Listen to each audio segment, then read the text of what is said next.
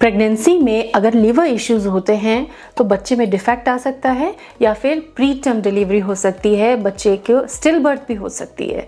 तो कुछ ऐसी गलतियां, कॉमन गलतियां हैं जो प्रेगनेंसी में मॉमीज करती हैं एंड उसका इफेक्ट बहुत ही खतरनाक हो सकता है। सो आज का ये वीडियो अवेयरनेस के लिए भी एंड डाइट टिप्स भी हैं जो आपको लीवर प्रॉब्लम से बचा लेंगे। बहुत इंपॉर्टेंट वीडियो है क्योंकि लीवर प्रॉब्लम्स बढ़ती ही जा रही है। आइए सीखते हैं।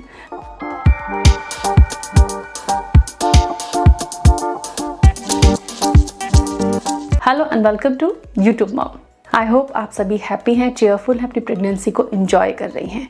प्रेगनेंसी में अगर जॉन्डिस का इशू हो, हेपेटाइटिस सी की प्रॉब्लम हो, या बहुत ज़्यादा एसिडिटी रहती है, पेट भारी रहता है, पचता कुछ भी नहीं है, या फिर एक बड़ा ही प्रोमिनेंट सिम्टम कि हाथ पैरों पे बड़ी ईचिंग चलती है, रात के समय वो बढ़ जाती है, बहुत ज़्यादा ईचिंग होना, तो ये दर्शाता है कि लिवर इशू है, कोलेस्टिसिस जैसी प्रॉब्लम आपको हो सकती है।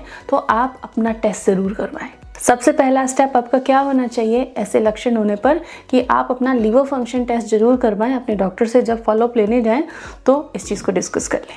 लेकिन अगर लीवर फंक्शन टेस्ट में पता चलता है कि लीवर प्रॉब्लम है, बैड कोलेस्ट्रॉल बढ़ा हुआ है और इससे आपको कॉम्प्लिकेशन आ सकता है, प्रेगनेंसी में प्रॉब्लम बढ़ रही है, क्या खाएँ क्या ना खाएँ, उलझे पड़े हैं, रूटीन ख़राब हुआ जा रहा है, स्ट्रेस भी बढ़ रहा है।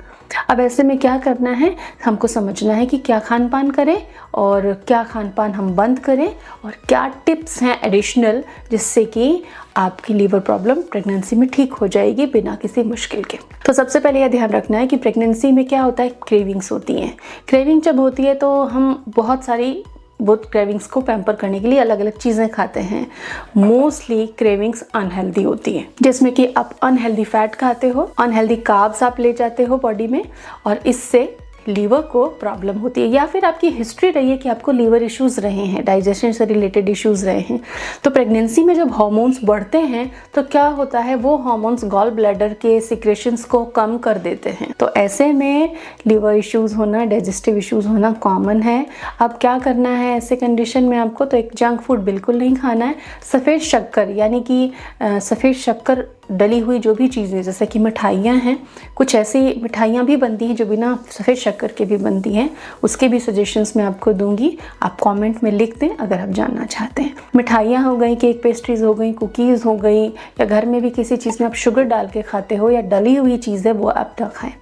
शुगर वाइट शक्कर ही नहीं है, मैदा भी शक्कर ही है, वो भी एकदम से ब्लड स्ट्रीम में ग्लूकोज को स्पाइक दे देती है। तो मैदे से बनी कोई चीज़ आपको नहीं खानी है।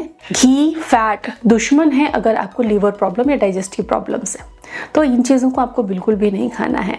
अब क्या करना है, क्या खाना है, तो एक तो धनिया, आंवला, पुदीना, ये सब की चटनी आप ज़्यादा यूज़ कीजिए। दलिया जो सूपी फूड होता है ना, चाहे दलिया के फॉर्म में हो, चाहे खिचड़ी के फॉर्म में हो, सूप हो, सब्जियाँ ज़्यादा डली हुई हों, उन चीज़ों को ज़्यादा यूज़ करना है। थोड़े टाइम के लिए गेहूँ का आटा आप रोक सकते हैं। चावल, बाजरी का दलिया, ज्वार का दलिया, इडली, इन चीज़ों का आप इस्तेमाल करें। लाल मिर्च पाउडर आप अवॉइड करें। ब्लैक पेपर का आपको इस्तेमाल करना है। पानी ज़्यादा पीना, सलाद ज़रूर खाना है 1 या 2 बार। इसके अलावा आप क्या कर सकते हैं, 10-15 ml से 25 ml तक आंवले का जूस लेना है। 1 गिलास पानी में उसको मिलाना है, काला नमक डालना है और उसको पीना है खाली पेट जब आप होते हैं तब। इसके अलावा एक और ज़बरदस्त रेमेडी है कि मूली के पत्ते लेने हैं। सर्दियों में आसानी से मूली के पत्ते अवेलेबल है।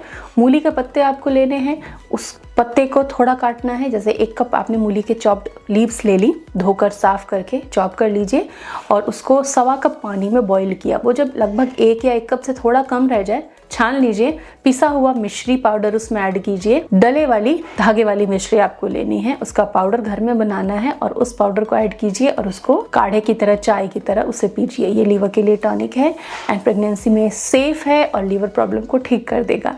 तो डाइजेशन भी अच्छा हो जाएगा, लीवर इश्यूज भी ठीक हो जाएंगे, आपके इन्फेक्शंस में भी आराम मिलेगा। तो 15 डेज तक इस मूली के पत्ते की टी को आपको लेना है। अगर ये प्रॉब्लम बढ़ जाती है तो क्या हो सकता है, प्री टर्म समय से पहले या तो डिलीवरी करानी पड़ेगी, बच्चे में डिफेक्ट आने के चांसेस रहते हैं, बच्चे का ग्रोथ रेस्ट्रिक्ट हो सकता है।